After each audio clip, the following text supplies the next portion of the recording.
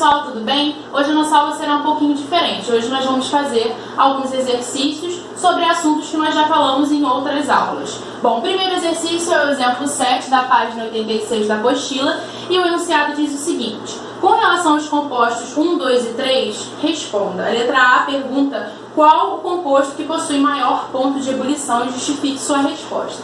Bom, pessoal, antes de mais nada é importante a gente lembrar do seguinte: quanto mais intensa, quanto mais forte for a interação intermolecular que se estabelece entre as moléculas, maior será o ponto de ebulição. Então vamos lembrar do seguinte, que ponto de ebulição é a temperatura necessária para passar uma substância do estado líquido para o estado gasoso. E nessa passagem as moléculas se afastam e o grau de agitação entre as moléculas aumenta. Mas vamos focar no afastamento. Se essas moléculas estão fortemente atraídas, se a interação intermolecular entre essas moléculas é muito forte, significa que terá que ser absorvida uma quantidade maior de energia para separar essas moléculas, para romper com essa interação que se estabelece entre elas. Então, maior é a quantidade de energia que precisa ser absorvida, então maior o ponto de ebulição. Então, quanto mais forte, maior o ponto de ebulição da substância. Bom, sabendo disso, nós vamos analisar as três substâncias e ver qual delas tem o maior ponto de ebulição.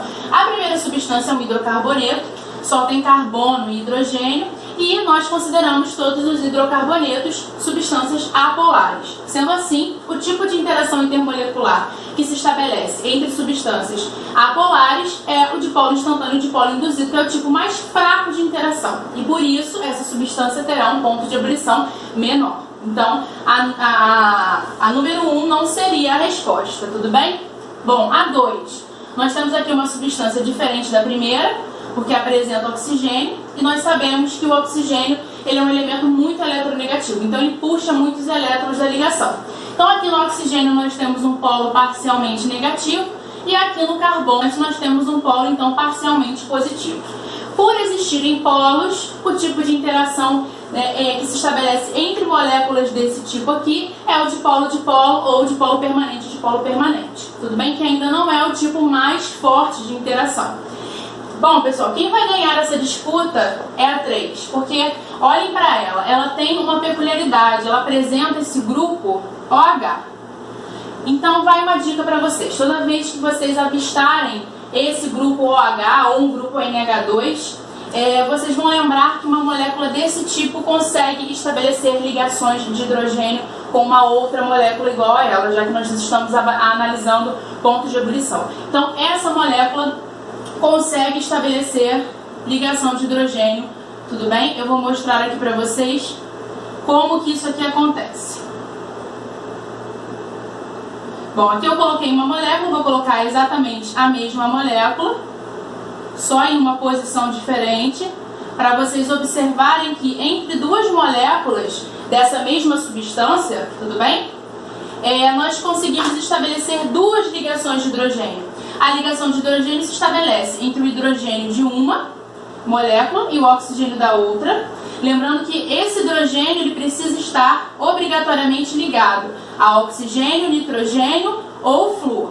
Então, entre o hidrogênio de uma e o oxigênio da outra, ou oxigênio, nitrogênio e flúor da outra. Esse oxigênio, nitrogênio e flúor da outra, ou flúor da outra, ele não precisa necessariamente estar ligado a outro hidrogênio. Então aqui se estabelece uma ligação de hidrogênio.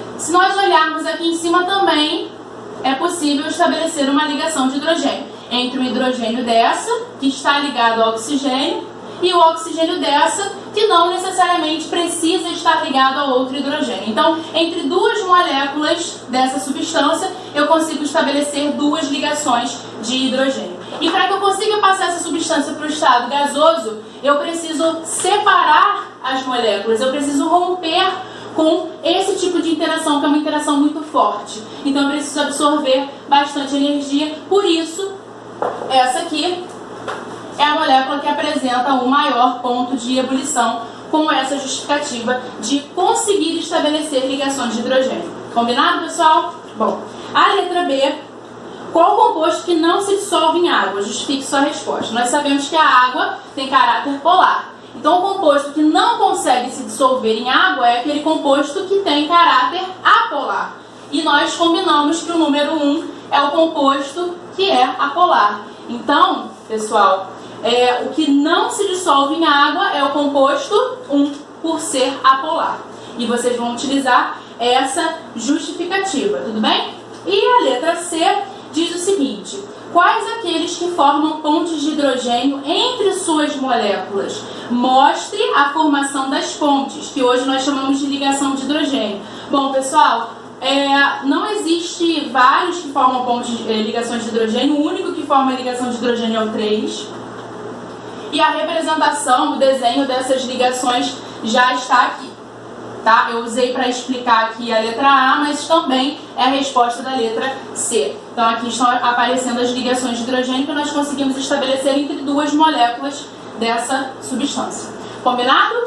Bom, o exemplo 8, que eu coloquei aqui, ele fala o seguinte: analise o tipo de ligação química existente nas diferentes substâncias Cl2, HI, H2O e NaCl, e coloque em ordem crescente, ou seja, do menor para o maior, de seu respectivo ponto de fusão.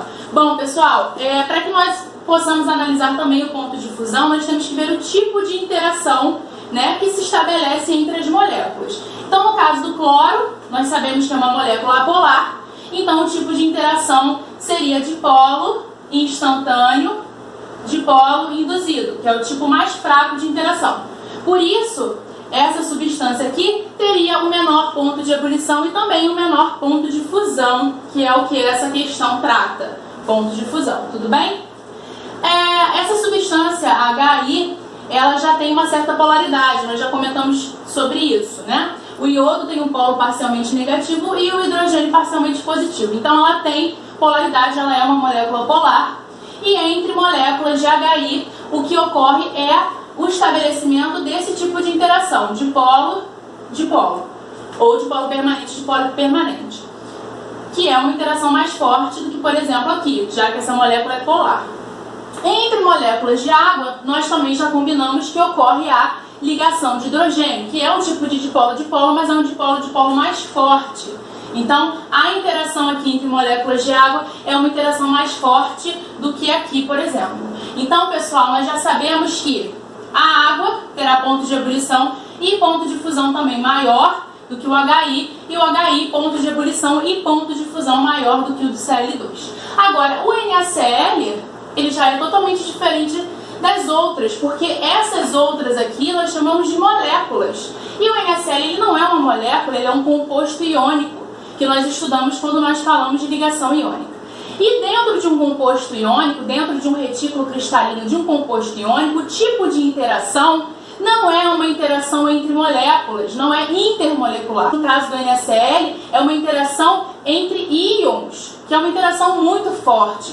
O que mantém o Na+, e o Cl- unidos no retículo é justamente uma atração eletrostática entre cargas de sinais opostos, o que é muito forte. Tudo bem? Então, nesses casos aqui, nós temos interações entre moléculas e, nesse caso, nós temos interações entre íons, que é uma interação muito mais forte do que qualquer uma dessas daqui. Então, aqui, o que mantém os íons unidos é a ligação iônica.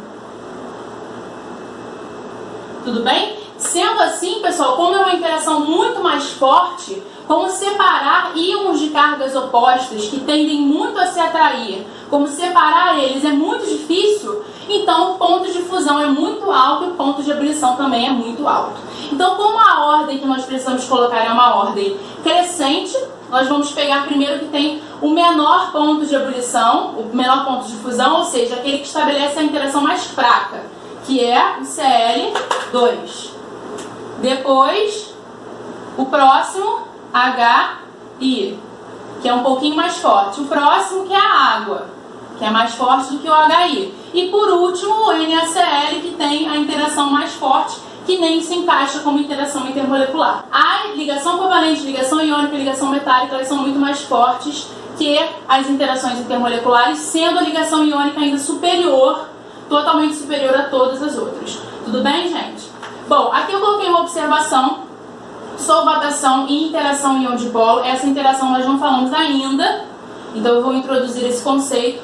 Quando nós pegamos, por exemplo, o cloreto de sódio, o NaCl, e colocamos em água, nós conseguimos quebrar o retículo cristalino dele. Nós não precisamos necessariamente derretê-lo, fundi-lo para separar os íons, né, no processo de fusão. Nós podemos simplesmente colocar ele em água e na hora que nós colocarmos o sal em água, ele vai sofrer um processo de dissociação, ou seja, de separação de íons. Para um lado vai o Na+, e para o outro vai o cloreto.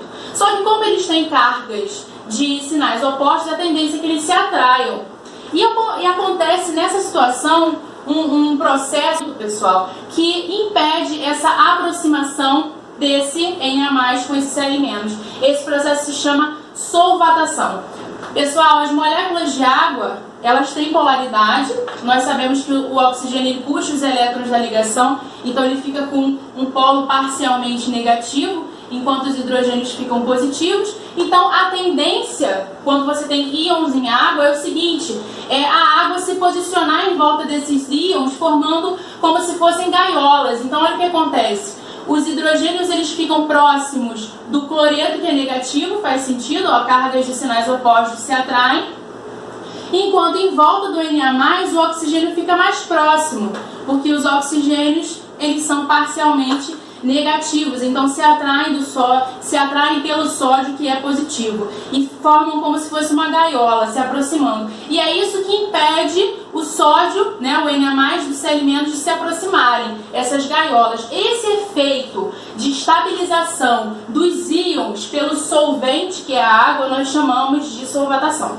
Tudo bem? Então eu queria aproveitar para apresentar esse conceito novo para vocês e também o conceito do que é uma interação íon-dipolo. Uma interação íon-dipolo, ela é superior, ela é mais forte do que uma ligação de hidrogênio, por exemplo. Porque esse tipo de interação é justamente uma interação íon-dipolo. Ela acontece entre um íon e o dipolo que existe dentro da molécula de água. Lembra quando nós falamos que a ligação de hidrogênio é um tipo de dipolo-dipolo que é mais forte? Então ela é um dipolo. Então a interação que acontece entre um dipolo e entre um íon é íon-dipolo. Entre um íon e o dipolo, íon-dipolo. Então essa interação que está acontecendo nesse sistema aqui é uma interação íon-dipolo que é superior, tá? Que é uma interação mais forte do que, por exemplo, uma ligação de hidrogênio.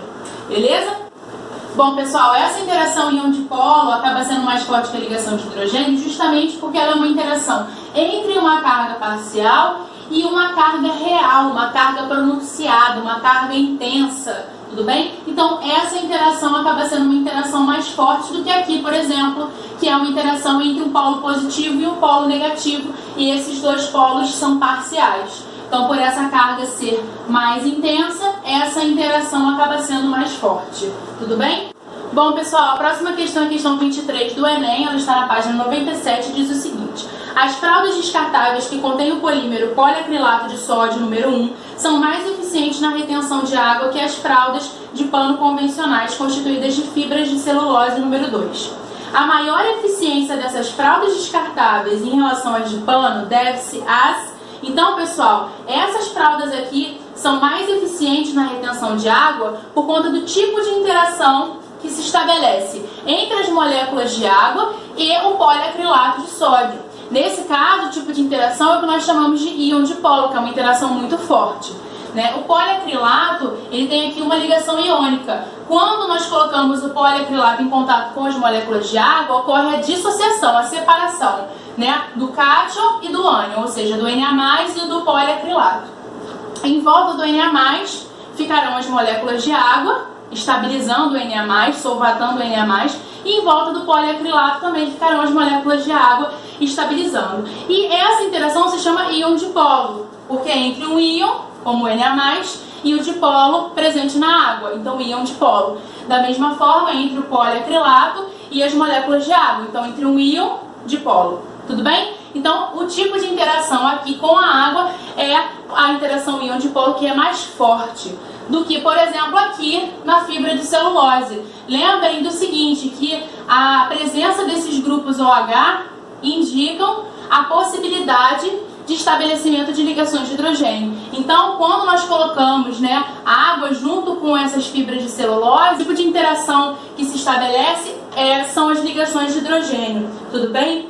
Então, as ligações de hidrogênio são mais fracas do que as interações do tipo íon-dipolo, e por isso, né, essa fralda aqui descartável acaba sendo mais eficiente na retenção de água. Combinado? Então, a resposta para 23 é a letra E, que diz o seguinte: a maior eficiência dessas fraldas descartáveis em relação às de pano deve-se às interações íon-dipolo mais fortes entre o poliacrilato e as moléculas de água, em relação às ligações de hidrogênio entre a celulose e as moléculas de água. Tudo bem?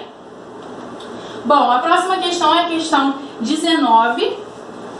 Ela está na página 96 e diz o seguinte: uma prática de limpeza comum na cozinha consiste na remoção da gordura de panelas e utensílios como garfos e facas. Na ação desengordurante, geralmente se usa um detergente ou um sabão. Esse tipo de limpeza resulta da ação química desses produtos, dado que suas moléculas possuem... Bom, pessoal, é muito importante a gente saber como que funciona o sabão e o detergente. O sabão e o detergente, eles são moléculas conhecidas como anfipáticas ou anfifílicas. São moléculas que têm uma parte apolar e uma parte polar. Então, elas são capazes de interagir tanto com uma substância polar como com outra substância apolar. Então, aqui eu tenho um exemplo de um sabão, uma cadeia bem grande de carbonos e hidrogênios. Então, uma parte aqui apolar e aqui na ponta, na extremidade dessa cadeia, uma parte bem polarizada, né? Uma parte bem polar com a presença de íons. E esse daqui, por exemplo, é um exemplo de um sabão. O detergente é bem parecido, também tem uma parte apolar e uma parte polar. Porém, a diferença está aqui. Depois nós vamos estudar sobre química orgânica e aí nós vamos falar sobre isso daqui, que é um sal orgânico, tudo bem? Sal derivado de ácido carboxílico, e esse daqui é um sal derivado de ácido sulfônico, tudo bem? Então, essa é a diferença entre esses dois. Bom, pessoal, o que acontece? Como que eles funcionam? Aqui eu tenho uma gordura, que pode estar numa panela, num garfo, como o texto falou, e quando nós pegamos e colocamos o sabão ou o detergente, o que vai acontecer? A parte apolar, ela vai interagir com a gordura, justamente porque a gordura ela é um tipo de lipídio. Os lipídios são considerados apolares. Então, a parte apolar do sabão e do detergente, ou do detergente, vai interagir com a gordura. Isso aqui se chama micela. Essa parte daqui de fora, que é a parte polar, interage muito bem com a água, que também é polar. Então, ela consegue interagir com a água, que é polar, e também consegue interagir com a gordura, que é apolar. Por isso, anfifílica ou anfipática. E aí, o que acontece? Essas micelas são formadas, e aí, quando nós enxaguamos a louça, essas micelas elas vão para o ralo, e aí a gente consegue fazer a limpeza de pratos, enfim, de utensílios, tá bom? Bom, sabendo disso, a resposta correta para a 19 seria a letra B, né? O detergente e o sabão, eles têm o seguinte: uma parte apolar, que se liga à gordura, cujas moléculas são apolares, e uma parte com carga, ou seja, uma parte polar, que se liga à água, cuja molécula é polar. Então, a 19 seria a letra B de bola, tudo bem? Então, aqui 19, B de bola, e a 23 seria E de elefante. E a questão 24, que é a última, fala o seguinte: quando colocamos em água, os fosfolipídios tendem a formar lipossomos, estruturas formadas por uma bicamada lipídica, conforme mostrado na figura. Quando rompida, essa estrutura tende a se reorganizar em um novo lipossomo. Então, tem uma estrutura que lembra até uma micela aí no livro, né, na apostila. Esse arranjo característico se deve ao fato de os fosfolipídios apresentarem uma natureza... Os fosfolipídios apresentam a mesma natureza do sabão e do detergente. Então, a opção correta dentre todas é anfifílica. Eles têm uma natureza anfifílica, ou seja, uma parte polar e uma parte apolar. Nós podemos chamar essas partes de, como ele diz aqui na questão, letra E, anfifílica, por possuírem uma parte hidrofílica e outra hidrofóbica. Hidrofílico, esse fílico tem a ver com amizade ou afinidade. Então, o que é hidrofílico? Tem afinidade por água, tudo bem? Então, hidrofílico nós também podemos utilizar um sinônimo, que seria lipofóbico. Porque quem é hidrofílico, quem tem afinidade afinidade por água, é lipofóbico, tem fobia de gordura, porque esse lipo remete lipídio, e lipídio é gordura. Então, lipofóbico seria fobia, medo, tudo bem? De gorduras. Então, aquele que é hidrofílico, que tem afinidade por água, não tem afinidade por gorduras, tudo bem? Porque a água é polar e a gordura é apolar. E também nessa letra aparece que tem uma parte hidrofílica e outra parte hidrofóbica. Então, hidrofóbica, fobia, medo, né, da água. Então, medo da água, hidrofóbico, ou seja, não interage bem com a água que é polar. Sendo assim, ele é lipofílico, por interagir muito bem com a gordura. Por isso, lipofílico. Afinidade, amizade por gorduras. Amizade por gorduras e aí fobia da água. E vice-versa. Tudo bem, pessoal? Espero que vocês tenham gostado. Um beijo e até a próxima.